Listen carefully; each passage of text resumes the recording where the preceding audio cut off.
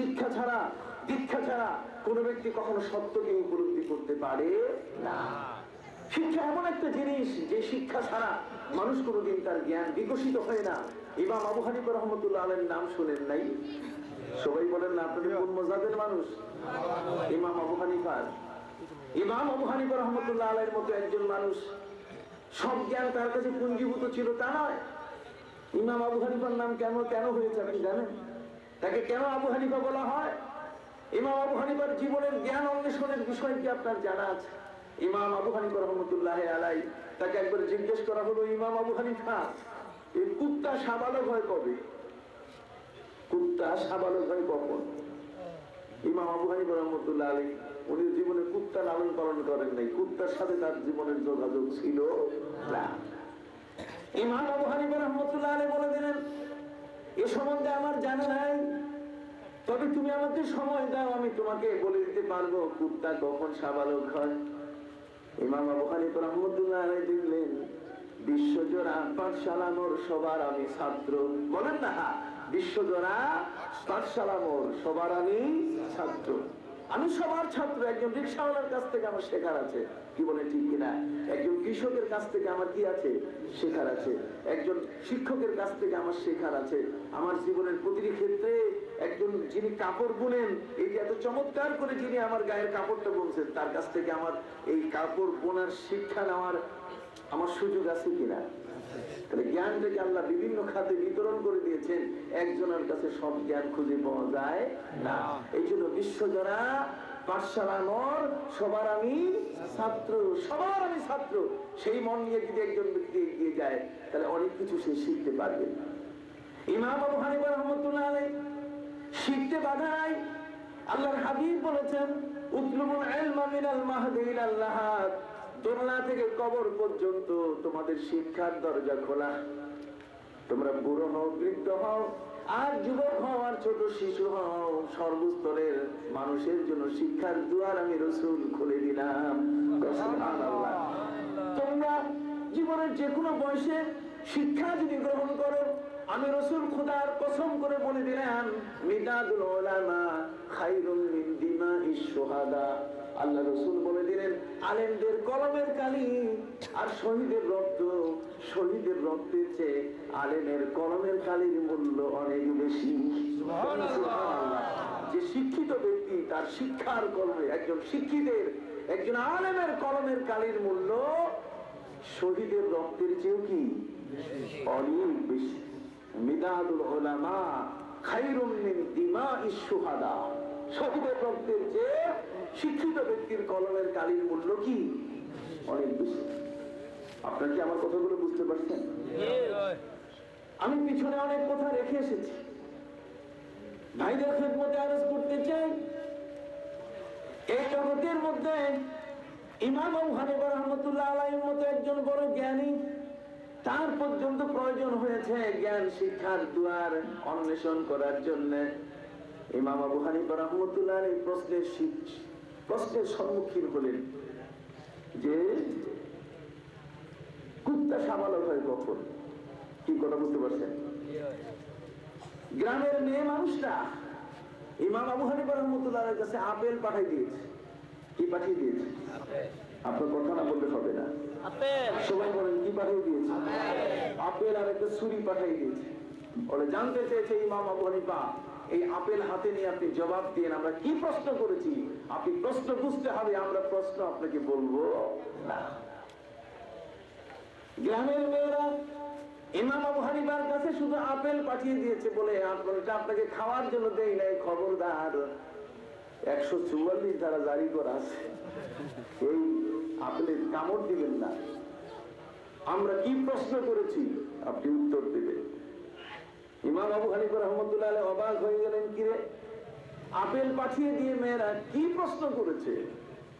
কি আপনি কি শুনতে চান? জোরে কোন শুনতে চান? শুনতে চাইলে তো এই রেঙ্গা আশুগঞ্জে ইবতেদাইয়া মাদ্রাসায় বাচ্চাদের পাঠাইতে হবে। এরা এখানে আমাদের কাছে, উস্তাদের কাছে তারা শিখবে। শিক্ষা এমন একটি জিনিস, শিক্ষা আলো। বলো শিক্ষা কি? আলো। শিক্ষা দিয়ে আলোকিত মন তৈরি হয়। জাহেলের ভাষা হচ্ছে তার ঠোঁটের উপরে, কথা বলতেন নাই। আর শিক্ষিত মানুষের ভাষা হচ্ছে তার বুকের ভিতরে। শিক্ষিত মানুষ বুকে ভাষা লুকায় রাখে, কাউকে গালি দেয় না, মুখে যা আসে তাই কিন্তু বলে না। আর অশিক্ষিত মানুষ, যার লেখা নাই পড়া নাই কিচ্ছু নেই, মুখ ছাড়া ওর বুকে কিছু নেই। কথা বলুন না, মুখ ছাড়া তার কি বুকে কিছু নেই। কথা বললেই সে একেবারে আজে বাজে গালি শুরু করে দেয়, আজে বাজে কথা বলে। কথা বুঝতে পারছেন? ভাইদের খেদমতে আরজ করতে চাই, ইমাম আবু হানিফা রাহমাতুল্লাহ আলাইহি তার মেয়ে একটি প্রশ্ন জিজ্ঞাসা করে বলল, বাবা তুমি যদি এই প্রশ্নটির উত্তর দাও, যদি তুমি দিতে পারো, আমি আজীবন তোমার প্রতি কৃতজ্ঞ হব। কথা বুঝতে পারছেন? আর যদি তুমি উত্তর দিতে না পারো, তাহলে তোমার নিজের নাম বাদ দিয়া আমার নাম দিয়ে পৃথিবীর মানুষের কাছে তোমার পরিচিত হতে হবে। ইমাম আবু হানিফার নিজের নাম হচ্ছে নোমান। তার নাম কি? নোমান। বাপের নাম হচ্ছে সাবের। নোমান ইবনে সাবের। আবু হানিফা তার নাম না, হানিফা হচ্ছে তার মেয়ের নাম। কথা বুঝতে পারছেন? মেয়ের নামে একটি প্রশ্নের উত্তর তিনি দিতে পারেন নাই, মেয়ের কাছে তিনি ধরা পড়ে গেছেন। মেয়ে জিজ্ঞেস করছেন, বাবা আমি একটা প্রশ্ন করবো, যদি তুমি উত্তর দিতে পারো আজীবন তুমি আমার কাছে কৃতজ্ঞের পাত্র, কিন্তু যদি উত্তর দিতে না পারো, আমি যদি উত্তর দেই তাহলে তোমার নাম বাদ, আমার নাম দিয়ে তোমাকে পৃথিবীতে থাকতে হবে। ইমাম আবু হানিফা মেয়ের সাথে বলছে, মা ঠিক আছে, আমার নামটা উচ্চ থাকবে, গোপন থাকবে, তোমার নাম দিয়ে আমি যদি উত্তর দিতে না পারি তাহলে আমার নাম দুনিয়ার মানুষ ডাকবে। আল্লাহ সুবহানাল্লাহ। সেই ইমাম আবু হানিফা রাহমাতুল্লাহ আলাইহি প্রশ্ন করা হলো, ইমাম আবু হানিফা কুত্তা শাবক হয় কখন? ইমাম আবু হানিফা রাহমাতুল্লাহ আলাইহি জীবনে কোনোদিন কুকুর পালেন নাই, কুকুর লালন করেন নাই। যেহেতু আল্লাহর হাবিব বলেছেন, লা ইয়াদখুলুল মালাইকাতু বাইতান ফীহি সূরাতুন ওয়ালা কালবুন ওয়ালা জুনুবিয়্যুন। আল্লাহর হাবিব বলেন, ওই ঘরের মধ্যে বরকত হবে না, ওই ঘরের মধ্যে রহমতের ফেরেশতা প্রবেশ করবে না যেই ঘরের মধ্যে ছবি আছে। কন্যা, যেই ঘরের মধ্যে কি ছবি আছে।